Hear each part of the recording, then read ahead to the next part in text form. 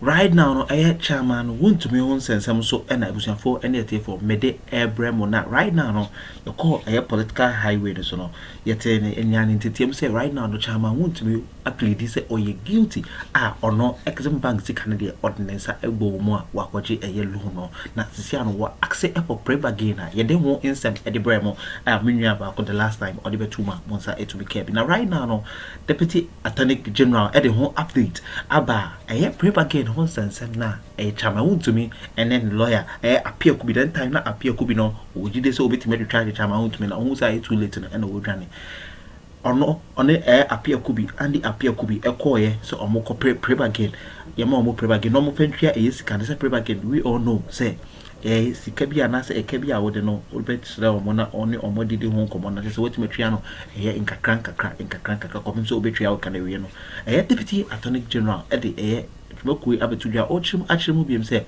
chairman Wontumi prep again ho sansem na obedi ho nkomo the public no right now no eskabia by prep again who insem bia na say ehun sikasem bia no onte ho asem biem a chese the prep again no what to na dream we na dream free so a chese onye na address obetria na chese chairman Wontumi ho asem esa ya beka ya dream all because the prep again no onye ntwa won kan ma chese ebetimi asa abecho edwa kotum na chese chairman Wontumi ebucha for montren na monti news a de bebrem hanom Ghana politics aven is accordingly adopted.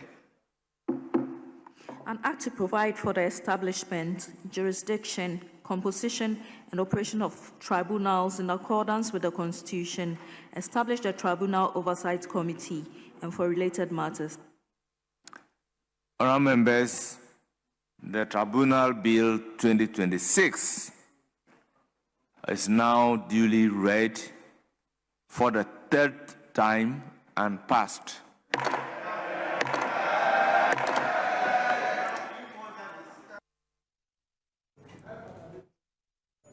Well, so the bill has been passed. If the president signs, it becomes law. And then if you have an issue with the law, you may not be taken to court, but you may be taken to a place called a tribunal where you meet 3 people, something similar to the jury system, even though we are told by critics that it is not the same. So that is one new law reenacted or given a force from the Constitution. So we'll talk about that. Afenyo Makin is the leader of the minority side in Parliament. He has raised hell on this particular bill. He says it is a no-no. Listen to him.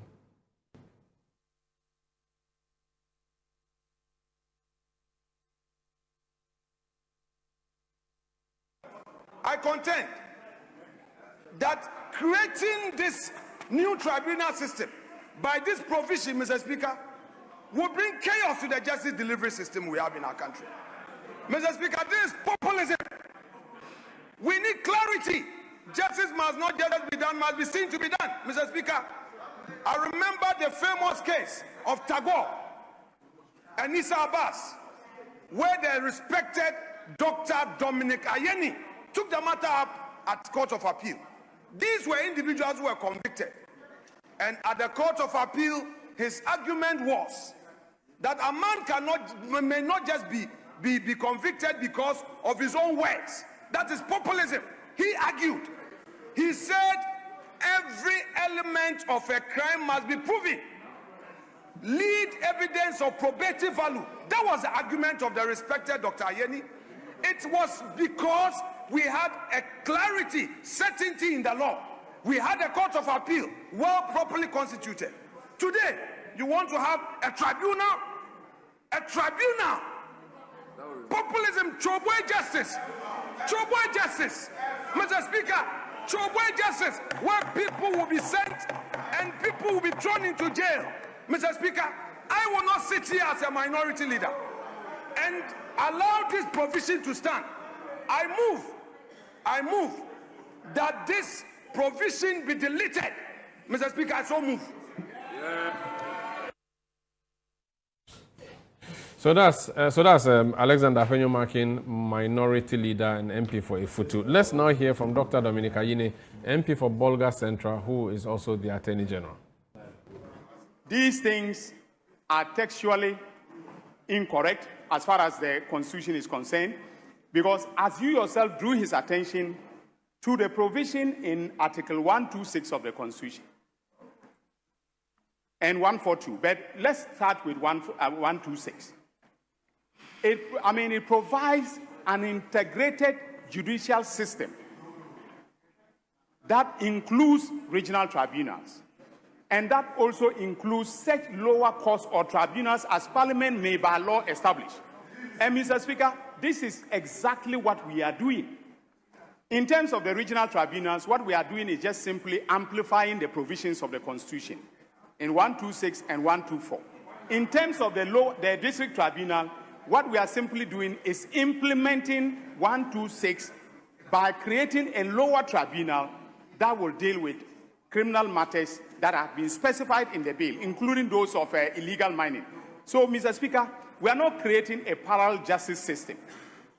We are simply amplifying what is provided for in the Constitution. So that's Attorney General Dr. Dominic Ayine, and like I said earlier, the bill has gone through waiting presidential assent. The minority refused to take part in the bill. They said that it would take us back to the dark days of tribunals, and for which reason they don't agree with it.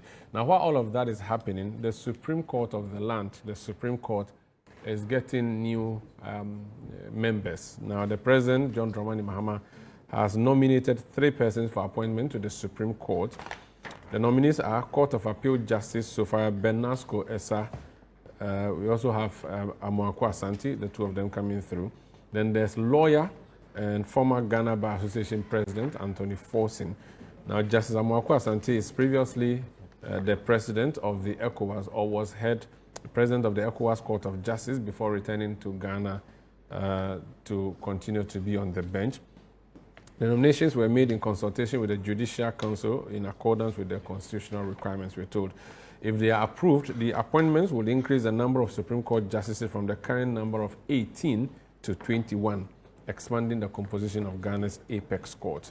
The nominees, who bring extensive judicial and legal experience, are expected to undergo the required parliamentary vetting and approval process before being sworn in as justices of the Supreme Court. Already we are hearing the issue of parking coming back in the discussion. So that's something else that we'll be talking about this morning here on The Big Issue. Let me now introduce my panelists, and I'll start from the person directly facing me, senior in the media profession, Larry Alansdogbe, editor of the Herald newspaper. My mischief self was going to use another term to describe him, but I will not do that. No, you can't. I can. So I can call you an ex-convict? No. You said I can. You see, I was trying to not to, but you said, No, I don't mind. I'm honest. Actually, I'm on bail. So I have some few days more. Ex-convict on bail pending appeal. No, not ex-convict on bail. I'm just on bail. Okay, how are you doing? How was in Sawam? From a journalistic perspective, not as a victim of, not a person who's been in custody, but journalists, when we go to any place, we pay attention to things that people don't ordinarily pay attention to.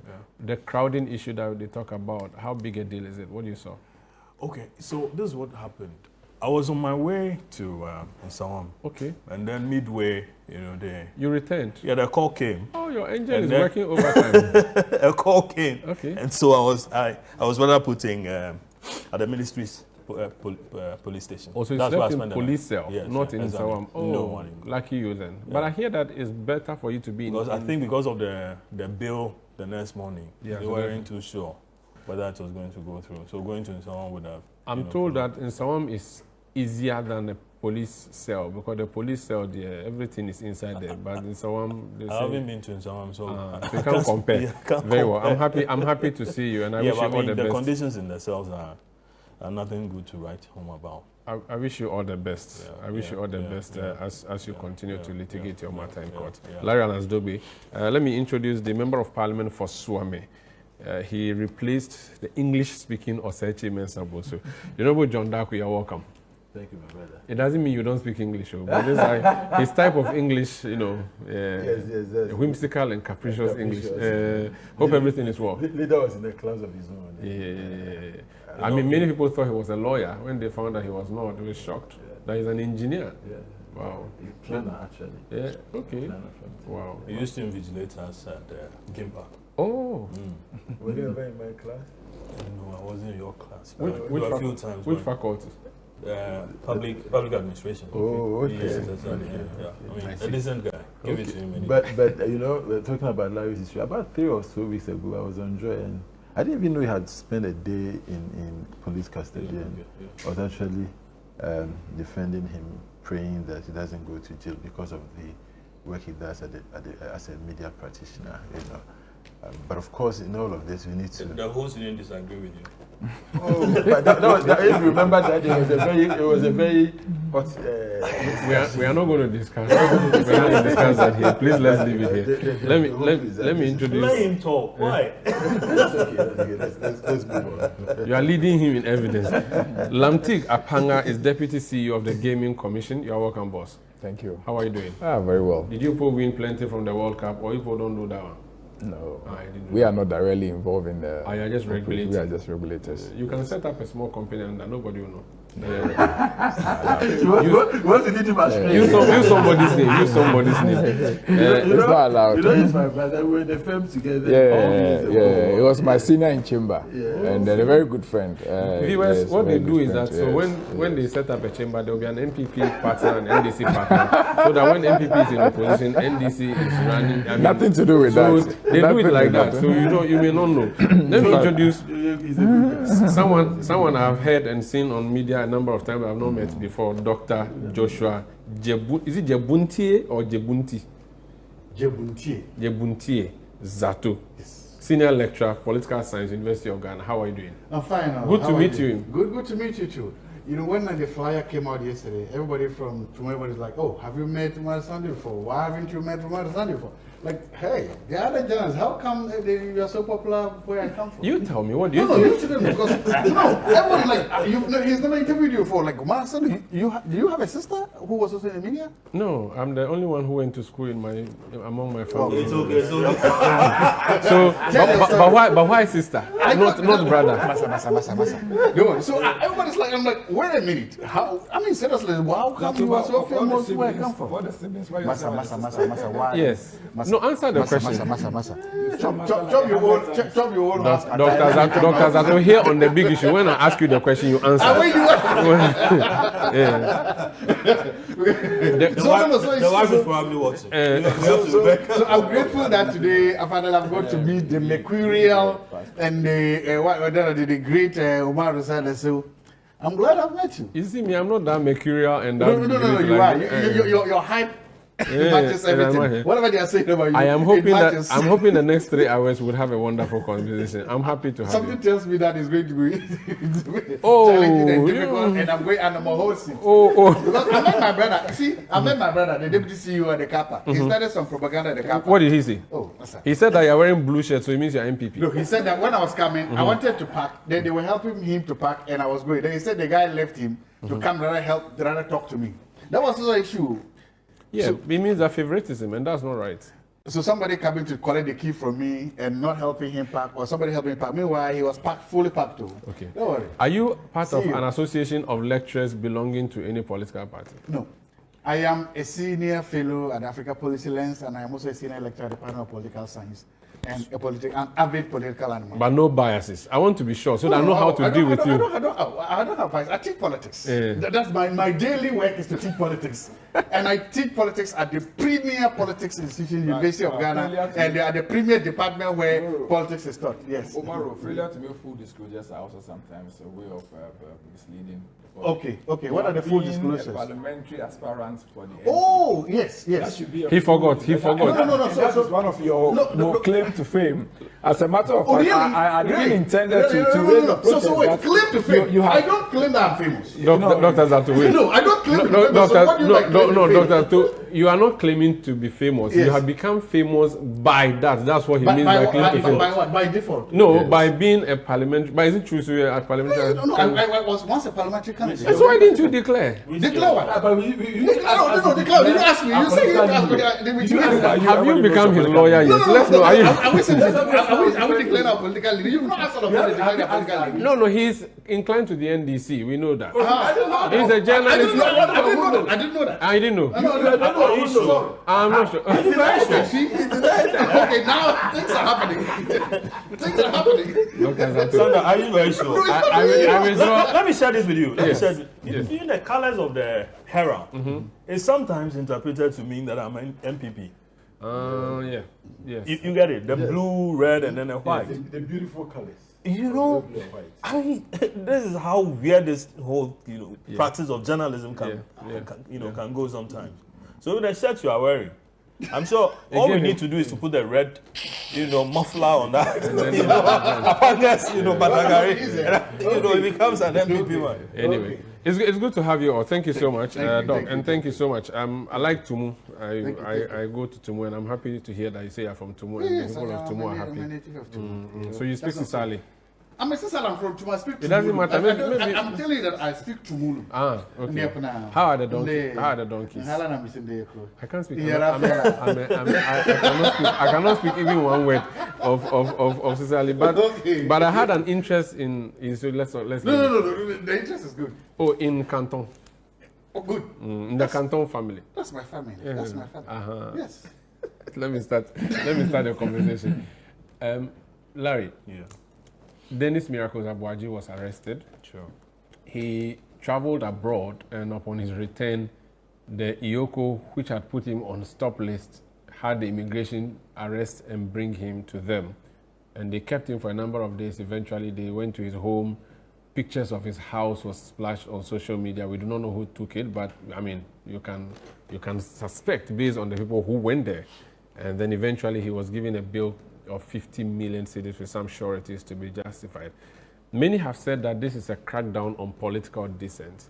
Others have said that our institutions are not treating people well, and that there are things that are totally unnecessary which they are doing, especially IOCO with the bail conditions that they impose on people.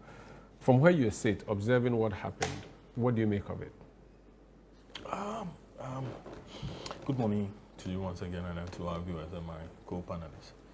I was shocked when I saw the back and forth, or first the announcement about his arrest and so on. And I kept asking, what was all that about? And I couldn't get any answer. But not long after, I started making a few calls to friends that I know, he relates well with. And they explained to me that there's this investigation that is ongoing, and that he's been to IOCO a couple of times already, and that anytime he's invited. So they themselves were equally shocked that he was picked up at the airport upon his return. And that is a gentleman who has, very often cooperated with the IOCO investigation. Not long after, again, came the IOCO statement explaining the basis upon which he was arrested, and now clarifies that they had a certain petition from the one who took over from him. Yeah, the executive director of the IMC. Exactly, and that he's they did some forensic investigation or auditing, and then they discovered that a certain amount of money couldn't be accounted for. So that's the basis upon which he was arrested, and that there's a gentleman by name Gerard.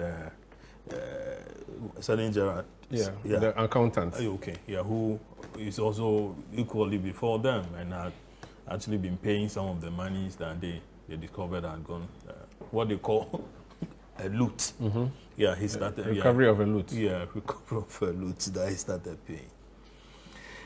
What do I make of all this? I want to say that, the tension is becoming one too many. Okay, it's becoming one too many. There's a country to govern. People have so many, reasons why they voted. Now, I'm saying that based on the fact that investigative authorities elsewhere, before they pick you up, they would have gone to a certain extent. Nyame onshiro bibia jebre ehejbedewi that send here on political trending news and the jebre near the bremo yabrefo and the T4 paper again a chama Wontumi e ka say ono obetria no right now no on tria ho nsem on kan ho so asem bi ma che se wabo ato agu baby kra eye deputy attorney general justice Grimsia and the news way about betudwa ebusa for ha enam de musi like dwumadi no na share so o nsem kan bi so fashion comment section or the beje brand ya church or the unti ase bi ase makram